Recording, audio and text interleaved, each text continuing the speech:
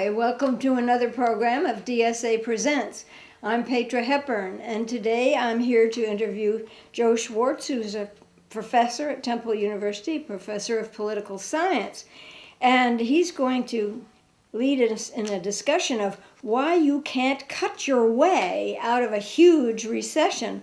And he's going to talk both about Europe and the United States, where this recession is concerned. Right. I mean, in a certain sense, we're in, you could argue, a sort of slow, long, almost depression, in the sense that both in Europe and the United States now, there's been 5 years really since the end of 2007 of massive increases in unemployment and very slow to negative growth. And in fact, Europe is probably going back into a recession, and the U.S. is having very, very low rates of growth. And much of that is because, ironically, particularly in the United States, we've cut back public expenditure at the same time that there's mass unemployment and a lack of demand in the private sector.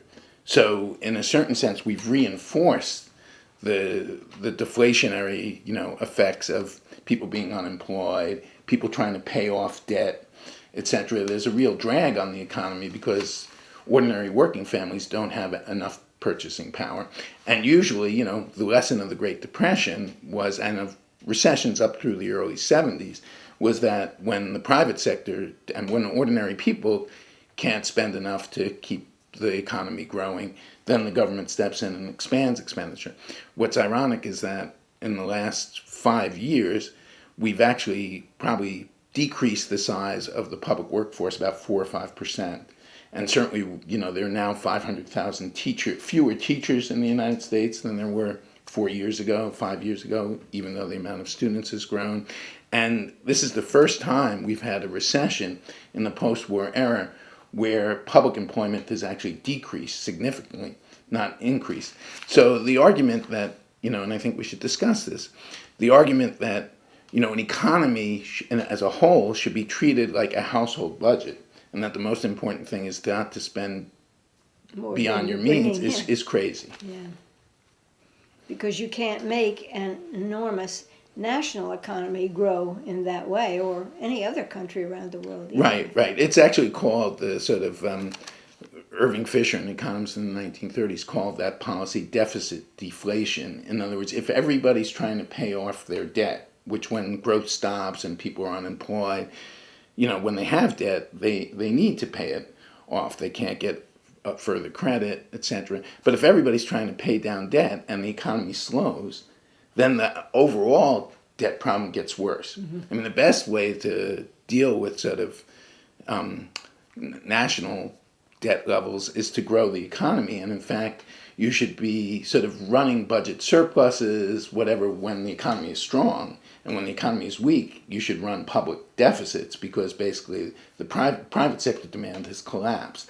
And therefore, I think it's right, and I think Obama may pay a price for this, but the people who argue that the stimulus really should have been much bigger, and that we really needed a massive public jobs program akin to that of the Great Depression. Remember, Roosevelt, through public unrest, he was sort of forced to, but in the first year created 3 million jobs in a country of 100 million people, 3 million public jobs, which were very productive. They built a lot of basic infrastructure, our post offices, our public parks, whatever. They'd already had a recession for at least 6 years before that, right. And so everyone was ready for him to go ahead and do this, which is something I don't think Republicans and many American citizens have been ready to let Obama even think about doing, whether he's particularly liberal or not. Right. Well, also the dominant ideology since the 1970s across the world has been that private expenditure is good, public expenditure bad, right? In other words, there was a new form of sort of dominant politics that argued that the welfare state had expanded too much, unions were too strong, and this new what we could call conservative form of capitalism, but which many people call neoliberal in the sense that it's a new or rebirth of the sort of classical liberal model of the 19th century, that the government should not be very big, it should not regulate the economy, that private is good, public is bad, except for sort of safety and military. You've had 30 years of attacks, most vigorously in the U.S. and the United Kingdom, somewhat less so in Northern Europe, but across the globe, against unions, against public expenditure, particularly on social welfare, in favor of tax cuts for the rich and corporations, and for deregulating the financial sector. And that's been disastrous. The disaster was somewhat covered over because that model of growth, which really is hostile to working people really producing useful goods and having good standards of living, that model of growth really depends tremendously on speculation and on asset bubbles and on finance capital trying to make money, on speculation, not on real production. So you can argue, I mean, there is this sort of big question. How did the United States economy double in value from the late 70s till now when real family incomes basically were almost flat? Maybe they grew a wee bit because of the massive entry of women into the workforce. But, from 47 to 73, the economy doubled and real family income doubled too. It was called the Great Compression because actually inequality got a bit less. Still significant inequality in the U.S., but it did decrease. From 79 to now, the economy doubled again, but economic inequality grew rampantly, right? All the benefits went to the top 10% and mostly to the top 1%. And that's because it was all the growth was driven by speculative asset bubbles in the 80s mergers and acquisitions, right? Which was what Romney and Bain Capital did. You buy firms, you gut them, you defeat unions, you lay off workers, you make them more efficient, and then you sort of settle them, you send jobs overseas. In the 90s, we had a bit of a growth bubble under Clinton, but it was mostly driven by the internet boom and by the stock bubble, right? And then that crashed in 99, whatever. And then the next bubble was the housing bubble. But you have all this growth in the wealth of paper assets, but you didn't really build the basic productive, base of the economy, but more importantly, you didn't increase ordinary people's living standards. All the gains went to the top 1%, and it was all driven by very speculative investments that came crashing down with the end of the housing bubble in 2007. And the main reaction to that crash has been to further increase the austerity on working people, to cut back, not to increase unemployment benefits, not to cut back on public education, to raise the real cost of education, particularly higher education for ordinary people, both in the U.S. and somewhat in Europe. And it really has led to this very, very anemic recovery that I think is basically ending now. I think we're going into a second recession, and I think, remember the Great Depression, which really was only ended by the massive public expenditure on World War II, but the Great Depression really lasted from 29 to 40. We've now been in the great, very deep recession, and in places like Spain and Italy, and Spain and particularly Greece, it's a depression. There's 25%, 30% unemployment in those countries, 50% youth unemployment. And we have to remember, in this country, there's really a depression for blacks and Latinos and for basically workers under 30. I mean, if you're coming out of college right now, if you're under 25, there's about 20% unemployment among people under 25, and half of college graduates, if they get jobs, are getting jobs that don't really require a college degree. I mean, you can say that Occupy, in a certain sense, was partly the revolt of fairly well-educated but underemployed and unemployed young people who are heavily in debt, right? It was sort of the revolt of the baristas of the world, and that's really an unsustainable model. I mean, we do have to ask, if we don't really invest publicly and privately in useful goods and in things like alternative energy, mass transit, whatever, what are young people going to do? What's the future of our economy? And what is very scary is that, even the sort of dominant sort of powers that be, kind of global capital, even in somewhat more sort of social democratic Europe, still really believe in this austerity politics. They really believe that the Spanish and the Greeks and the Italians are in trouble because they've spent too much. And in fact, Spain had balanced its budgets all the time in the last 10 until recently. They had a really bad housing bubble. Greece and Italy, are not profligate, don't have as strong welfare states and as strong a public sector as France, Germany, Scandinavia, the Benelux countries. What they have, Italy, particularly southern Italy, and Greece, they've always had a problem collecting taxes. I mean, they have a kind of weak, sort of bloated state. they're really in southern Italy and in Greece. Northern Italy is doing fine. It's a lot like, Austria or Germany. But southern Italy and Greece really have the problems of transition from predominantly agrarian societies to modern industrial ones. And for various complex reasons, one of the big employers, particularly in Greece, was the state. And it's true that it's a somewhat patronage-driven politics where you use politics to get state jobs. But their real problem, again, is not that they spend so much money or that they have a big welfare state. It's that they don't really collect taxes very efficiently. I mean, the Greek tax evasion is a big thing in Greece and in southern Italy, partly because they still have a lot of small business people, a lot of sort of professionals and people involved in small trade and small business and agriculture who try to avoid taxes. But it's not the United States. It's not a model, Well, it's not a model like the United States, except for the fact that probably there are in Europe no more people. Well, yes, there are more people than the United States of America, but not I guess, much more but in not the much more. Not much more in the European Union. And so you've got all these little countries, and I don't know if you want to go into that because I think that must have something to do with all this situation, and I've never heard that discussed. Well, sure. I mean, also you have a unified currency in many of these countries. 17 countries are in the euro. Use the euro, Right. But they don't have a unified central banking system, and they don't have a unitary government in terms of fiscal and monetary policy. And what's happened in the United States, at least, I mean, we haven't had enough public expenditure, we haven't had enough public investment, we haven't had enough growth. But certainly the analogy between the U.S. and Europe breaks down because we did have massive recessions, even depressions, in the states where housing speculation was the worst. So Nevada, Georgia, Arizona, Florida. But we had a massive influx because of, we're being a unified national government of aid to those states through massive unemployment insurance, increase in Medicaid and Medicare, increases in Social Security disability payments. In a certain sense, the states that were better off subsidized the states that were worse off. In Europe, you don't have that type of unitary budget system, and frankly, Europe won't recover unless the more advantaged states, particularly Germany, but also Scandinavia, that benefit from the euro, that are running large trade surpluses and that are growing fairly well, unless they're willing to help shore up the economies of the weaker southern states.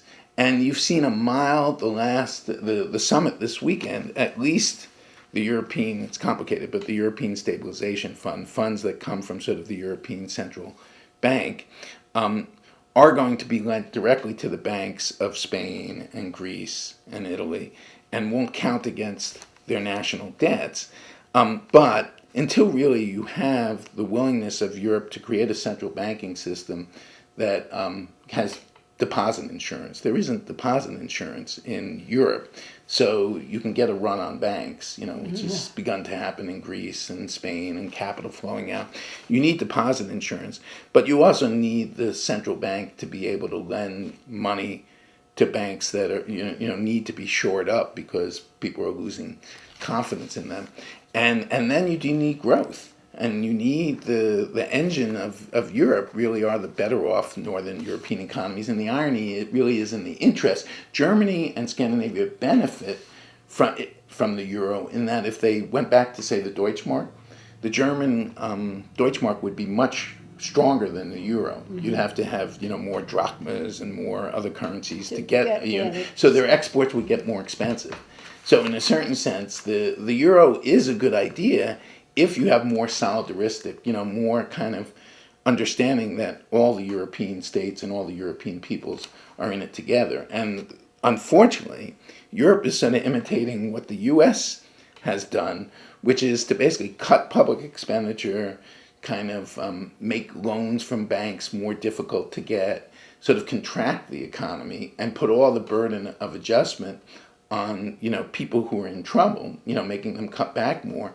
And all that's going to do is increase the massive unemployment in Greece and Spain. Now, I don't think that's sustainable because I think there's already tremendous unrest in Southern Europe, and I think it will radically increase if there isn't a sort of road to sort of equitable growth. And I think that's why you've seen minor concessions by the Germans in the last few days, and also why I think it's maybe not as unified and as sort of left a socialist party as I would like in France. But I think the French socialist government does realize that you can't cut your way out of this recession, and they really do want, and they are doing things to stimulate their own economy. They're raising the minimum wage. They're allowing people who engage in very heavy physical labor to retire earlier, not later. They're committed and probably will expand the size of their public teaching force. So I think the French are beginning to realize that you have to go back to sort of, policies that that sustain ordinary people's living standards and grow the economy out of a recession, rather than further deepen the recession in the name of balancing a budget. I mean, the craziest analogy is that governments ought to run their budget like we do a household. Mm-hmm. Well, when we go into debt, we borrow from other institutions. When a country goes into debt, particularly if most of the debt is held by their own citizens as bondholders, we're just borrowing from each other, right? And your spending is my income.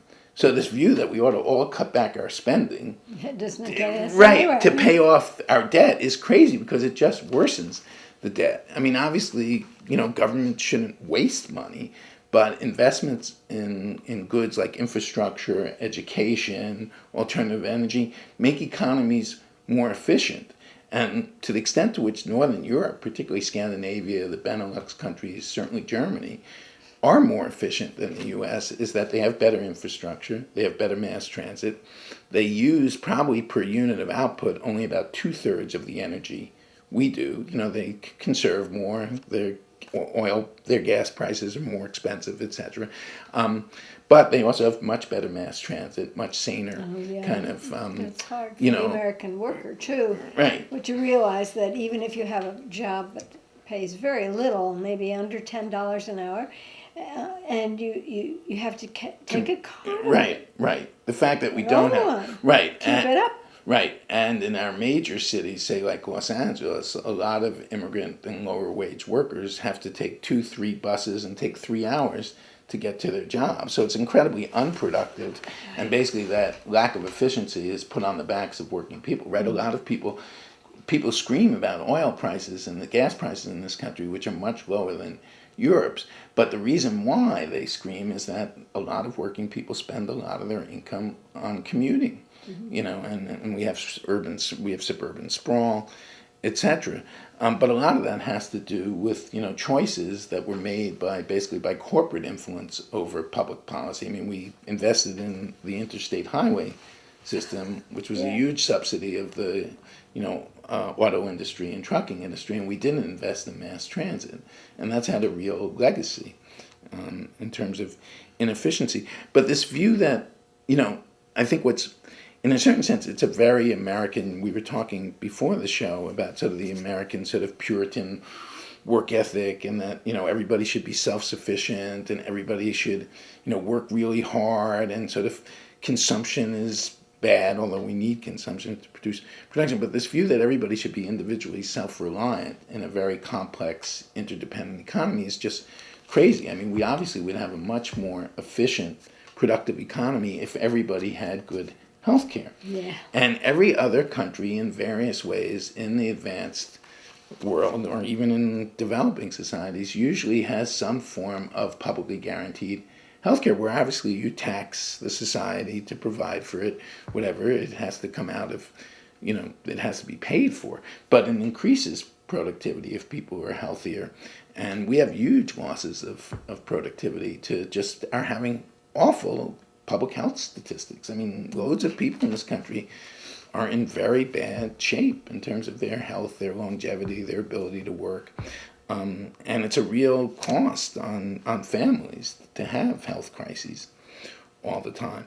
So this view, and you even get a reaction, as inadequate as the Obama plan is, it at least claims it's going to achieve universal coverage. I think we'll only get universal affordable coverage when we have a sort of single payer, a Medicare for all system, where everyone gets the same high quality insurance through sort of public taxes. But that's a big transitional problem because right now people, if they are insured, often get their insurance through their job. So these halfway plans, always say you won't lose the good coverage you have if you have good coverage through your private employment. But that's a crazy way to achieve it. But the point is that we're going to have to really decide that healthcare has to be provided as a need rather than for private profit, because we waste a lot of money on private insurance and on the advertisement that all these private insurers do, Right. and then on all these doctors and hospitals having to waste time and people wasting time dealing with all And the all paperwork. the paperwork, we Right. could make the paperwork more simple. Have you ever seen a lecture? I mean, I don't know if any such thing exists, but where European doctors would explain how many pieces of paper they have to Right. pass around vis-a-vis American doctors. Right. It's pathetic. somewhat shown in Sicko in the Michael Moore Yeah. film that there's much less. And French doctors will always tell you, which does have a single payer system like Canada and the French system. France probably has the best public health statistics and probably the best public health care system in the world. There's But there's they very little expect an awful paperwork. lot of their, they say, if you don't do this, you're going to get sick. So Right. watch out. Right, There's not and a lot I and can also do about the France does, because it has very good universal child care and it has very good universal health care. There is more of a progressive tax system. I mean, wealthier people and corporations do pay more. They've dropped their taxes a bit on the wealthy, and the Hollande government, the new socialist government, is proposing to re-raise some taxes on the wealthiest 1%. But you sort of pay what you get. You get what you pay for, and you do have to.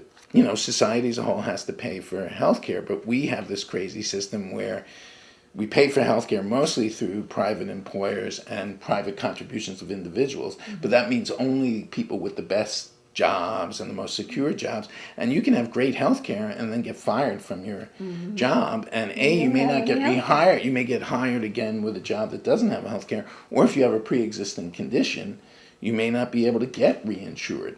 So at least, again, I think this will force there to be sort of single payer alternatives at the state level, Medicare for all, or at least a public option at the federal level, and eventually a transition to Medicare for all, if we really do guarantee that no one can be rejected for a pre-existing condition. Then we really have to ensure that we all equitably share the costs. Well, there must be many, many questions that we can all think of that have to be dealt with there, and unfortunately that's probably way far down the line of the economic things we have to deal with. For instance, let me just ask you this theoretical question. I have heard, for many years, left-wing people say, well, all the good union jobs the jobs have gone to China, or they've done this or that. But China is an immense, it's beyond conception. Right. It's a 1.3 billion people, Right. of whom about a third are very, very poor. That's right. And yet there are some things that are given to them that help them get through. But when you look at this kind of thing, there's no way of comparing our society with theirs. And Well, I think what you're getting at is that certainly Northern Europe, certainly Austria, Germany, Scandinavia, haven't deindustrialized to the extent we have. I mean, their manufacturing has gotten more efficient. There aren't as many people working in manufacturing as there used to be. Yeah. But, we have about 12% of our workforce in manufacturing. Germany has about 20%, 22%. It's a much higher percentage of the GDP. I mean, manufacturing workers have gotten much more productive, but partly because unions in Germany do have 49%, 50% minus one of the representatives on corporate boards. Unions are much stronger. They've been able to keep more high-end manufacturing jobs. In other words, the best machine tools, the best printing presses, and certainly the best high-end automobiles are made in Germany. They have outsourced some of their lower-end Volkswagens and stuff to Eastern Europe and stuff. But also the myth of sort of outsourcing in the U.S. is that some of the basic manufacturing, basic steel, whatever, has gone to China, but much of our manufacturing at first moved to non-union places in the United States. And to the extent to which we still do have manufacturing jobs, a lot of them pay much less than they used to. Right. They've been consciously kind They're of not de-unionized. Right. It used to be that being a meat packer was a good kind of union job. We basically broke all the unions. Basically, employers constantly brought in very vulnerable, undocumented workers into places like Nebraska and Iowa. And now we have, just incredibly dangerous, much more dangerous. We've cut back on, speeded up production. And yes, maybe it saves a consumer a cent on their meat or something, but it means that we're all pressured to the race to the bottom. Everybody's competing with more low wage, more de-unionized work, and it hurts all of us. Yeah, and we haven't talked about, and we've only got 2 minutes left. We haven't even talked about the difference completely in places like the United States and Europe, and then countries in Africa and so on, and the terrible things that kind of devolve on them, I should think. And when you talk about the 1% having money and they send it to countries where it's not taxed, and you can't get anything back from that. I mean, the Maybe more speculative, the more speculative Speculative model of growth that we've had in the last 35 years that basically says ordinary middle class and working people have to tighten their belt, they have to work harder for less, has led to this incredible redistribution upwards. And to the extent to which we have any economic growth, it's based on financial speculation. And the rewards go to almost not just the top 1%, but really the top 1/10 of 1%. If you look at any of the statistics, I think even in the recovery, there's evidence that I think 90% of the growth in income since the bottom of the recession in 2008 has gone to like the top 10%, I think. So it's very mal-distributed, but that model isn't sustainable.